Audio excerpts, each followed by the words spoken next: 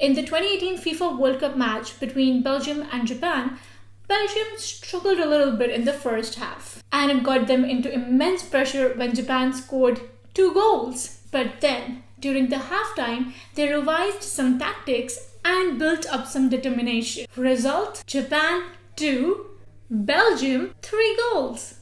Using this example, I wanted to show that even half of the time has passed, there is still that window to rebuild the rhythm and make a strong comeback. So let's talk about this year. Half of the year has gone, but there is still half of it left. So I'm taking this time to show you how you can still make this year count. James Clear, in his book, says if you want better results, then forget about setting goals. Focus on your system instead. Goals give you direction, but you have to work on the journey. Most of us don't even know what our goals are or how to create them and reach the goal. So I'm sharing with you my method of planning. So kickstart the second half of this year following these steps. And I'm giving out my worksheet for free. I'll have the link in the description below. This worksheet has 2 major steps. Step 1 is review, where you will be reviewing your first half of the year. And step 2, which is planning, where you will plan and have your goal setting for the second half of this year. I've done it all on my favorite app, Notion. So let me share the screen and show you how the worksheet looks like and how you can use it to do your planning.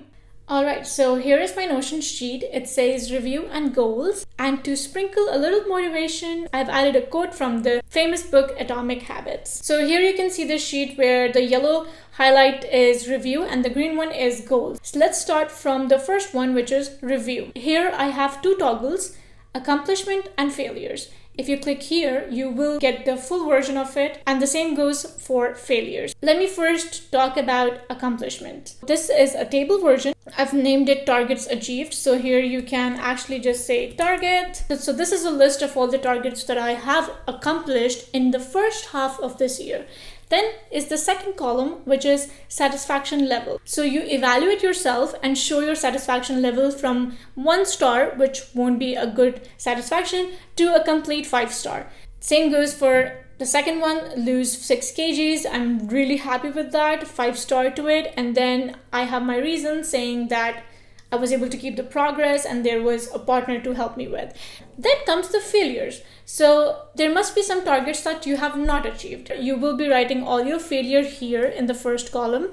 Then comes the reason why you were not able to achieve that. And then some notes where additional information can be provided. Then comes a column that I've created where you're further trying to analyze and review your first half. So here, write down the weaknesses that you have found in the first half of this year. And on the right side, you will write down the solution that you think is needed. I've given one example here, and if you want to add more, let's say you have 10 of those, just click on this plus sign and you will be having more and more rows in this particular table. Then comes the goals, and here I've divided this section into Q3 and Q4, which is the third and the fourth quarter respectively, and each of this quarter is going to open as a page. Let's make this bigger, and here you see this is quarter 3. I'm going to just make this full width so this is easier.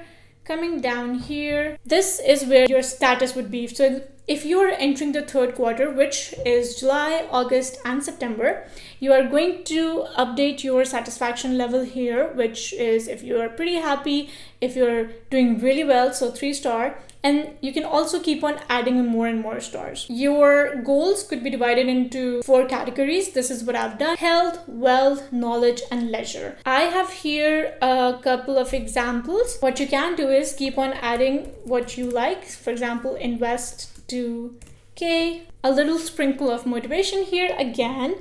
And then coming down here, I have a time frame where you have in the first column your goals. I have given the icon which is related to my above goals, and then in the second column I have dates. So what is the timeline for that goal?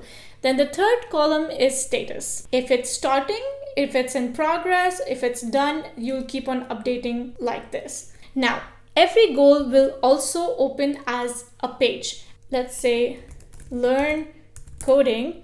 And here you can actually just create your lessons and then lesson 1 and keep on writing whatever you want in that particular page. So let me go ahead and give one more example. Let's say I want to have a goal, run half marathon. That's a pretty ambitious goal. And then I'm going to set a deadline, and then I'm going to change it to in progress whenever August starts. It's easier for me to look at the icon and then identify that this goal is related to one of those 4 goals that I have mentioned above. Another good part about this worksheet is that this table can be viewed in timeline. And the fun and easy part of timeline is that you see it starts from 1st August. Let's say I want to start earlier. I'll just drag here and the timeline will change. Going back to goal setting page and coming to quarter 4. Quarter 4 is exactly the same. Reviewing the year will give you an insight to what has already been done, and goal setting will give you a plan for the next 6 months. This Notion template is not too complicated, so it's easy to get started with, and you can always tweak and add or subtract according to your taste. Belgium had the ability to turn the game around in the second half. So can you. So let's win this year.